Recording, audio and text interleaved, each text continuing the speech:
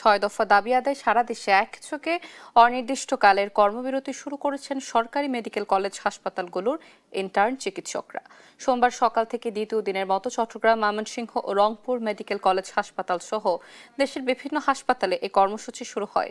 এ সময় বেতন কাঠামোতে বৈষম্য, ভর্তি পরীক্ষার অতিরিক্ত ফি, কর্মক্ষেত্রে চিকিৎসকদের নিরাপত্তাহীনতা সহ বিভিন্ন সমস্যা সমাধানে এই কর্মসূচি পালন করছেন তারা।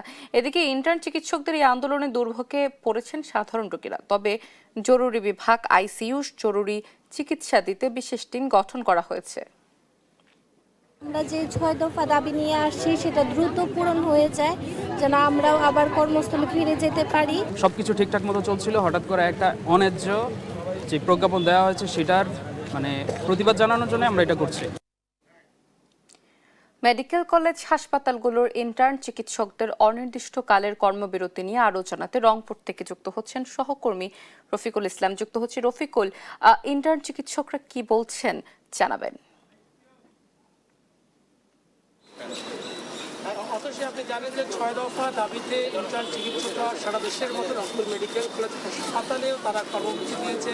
আর গতকাল থেকে তারা এই কর্মসূচিতে আছে। আমরা আজ সকাল 11টায় এসে যেমনটি দেখেছি যে এখানকার যারা চিকিৎসক হয়েছেন, ইন্টার্ন চিকিৎসক সহ বেসরকারি যারা চিকিৎসক হয়েছেন, তারা রংপুর মেডিকেল কলেজ থেকে একটি বিক্ষোভ নিয়ে হাসপাতাল চত্বরে গিয়েছেন। সেখানে তারা বিক্ষোভ করেছেন, অবস্থান কর্মসূচি পালন করেছেন দাবি আদায়ের লক্ষ্যে।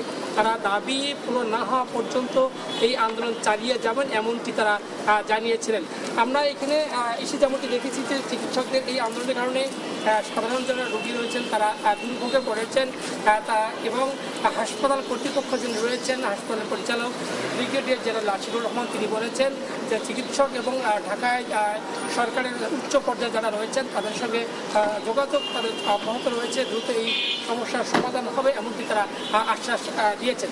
একই সঙ্গে অথচ আমি আপনাকে একটু তথ্য দিয়ে রেখি, রংপুর মেডিকেল কলেজ হাসপাতালের বাইরেও রংপুরে আরও কয়েকটি বেসরকারি প্রতিষ্ঠান রয়েছে, সেখানেওকার শিক্ষার্থী এবং এই চিকিৎসক যারা রয়েছেন তারা এই আন্দোলনের সঙ্গে একাত্মতা ঘোষণা করে সেই আন্দোলনে অংশ নিয়েছেন। আমরা যুক্ত করতে চাই এখানে যারা আন্দোলনরত চিকিৎসক রয়েছেন তাদের সঙ্গে যে আপনারা কতদিন পর্যন্ত বা কতক্ষণ পর্যন্ত এই আন্দোলন চালিয়ে যেতে চান, দাবি পূরণ না হলে আপনারা কী করবেন? আমরা এটা অনির্দিষ্টকালের একটি সংযোগ দিয়েছি যে যদি আমাদের যতক্ষণ না আমাদের 6 দফা দাবি মেনে নেওয়া হচ্ছে ততক্ষণ পর্যন্ত আমরা আন্দোলনে থাকবো। কিন্তু আমরা আজকে দুপুর 3টায় আমাদের মন্ত্রণালয়ে আমাদের 10 জনের একটা প্রতিনিধি যাওয়ার কথা আছে এবং সেখানে একটা বৈঠক হওয়ার কথা আছে। তো আমাদের সরকারের প্রতি আহ্বান থাকবে যে আমরা যেহেতু ডাক্তার, আমাদের কাজ হচ্ছে রোগীদের সেবা করা, আমাদের আন্দোলন করা আমাদের কাজ। এই জন্য আমরা চাই আমরা যত দ্রুত সম্ভব আমরা আমাদের কর্মস্থলে ফিরে যেতে চাই। তো সরকারের প্রতি আহ্বান কথা হচ্ছে এই বৈঠকে যেন আমাদের 6 দফা দাবি মেনে নেওয়া হয় এবং যত দ্রুত সম্ভব আমাদের কর্মস্থলে ফিরে নেওয়া হয়। অথচ আপনি শুনছিলেন চিকিৎসকদের দাবির বিকেল 3টার দিকে থাকে একটি মিটিং আছে। এই মিটিংয়ে কি ফলাফল আসে তার উপরে নির্ভর করবে এই আন্দোলন চলবে কি চলবে না। অথচ